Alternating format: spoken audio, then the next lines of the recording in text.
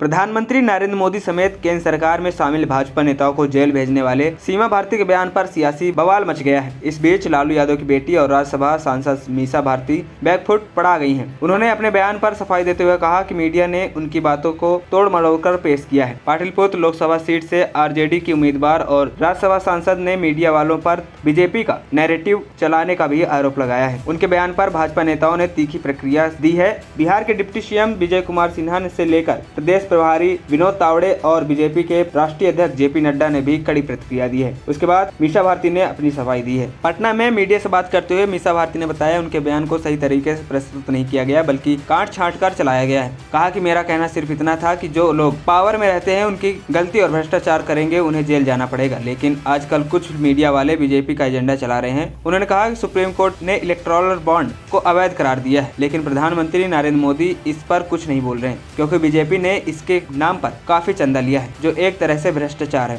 मैंने यह भी कहा था कि साल में 2 करोड़ रोजगार और किसानों की आय दुगनी करने के वादे पर प्रधानमंत्री कुछ नहीं बोल रहे हैं। इसी क्रम में मैंने ये भी कहा था कि जनता ने इंडिया गठबंधन को सरकार बनाने का मौका दिया तो सभी गलती करने वाले जेल में रहेंगे, लेकिन मेरी बातों को गलत तरीके से प्रस्तुत किया गया है। राजद सुप्रीमो लालू यादव की सबसे बड़ी बेटी और राज्यसभा सांसद मीसा भारती गुरुवार को मनेर में अपना चुनाव प्रचार कर रही थी। जनसंपर्क अभियान के दौरान उन्होंने पत्रकारों से बात की और कहा इलेक्टोरल बॉन्ड के नाम पर करप्शन हुआ है। सरकार ने किसानों की दुगनी करने, न्यूनतम समर्थन मूल्य और युवाओं को रोजगार देने का अपना वादा पूरा नहीं किया है। अगर इंडिया गठबंधन की सरकार बनी तो प्रधानमंत्री नरेंद्र मोदी समेत भाजपा के कई नेता जेल में होंगे। उन्होंने आरोप लगाया कि प्रधानमंत्री नरेंद्र मोदी जब से बिहार आते हैं तो परिवारवाद की बात करते हैं, लेकिन अपनी नवादा और जमुई की रैली में उन्होंने इस पर चुप्पी साध ली है। वे इलेक्टोरल बॉन्ड पर भी कुछ नहीं बोले हैं। उनके बयान पर प्रतिक्रिया देते हुए बीजेपी के विजय सिन्हा ने कहा कि चपरासी क्वार्टर में रहने वाले लोग आज महलों के मालिक हैं, इसका जवाब देना पड़ेगा। वहीं विनोद तावड़े ने कहा कि लालू जी की बेटी को यह बताना चाहिए कि बिहार में भ्रष्टाचार करने वालों को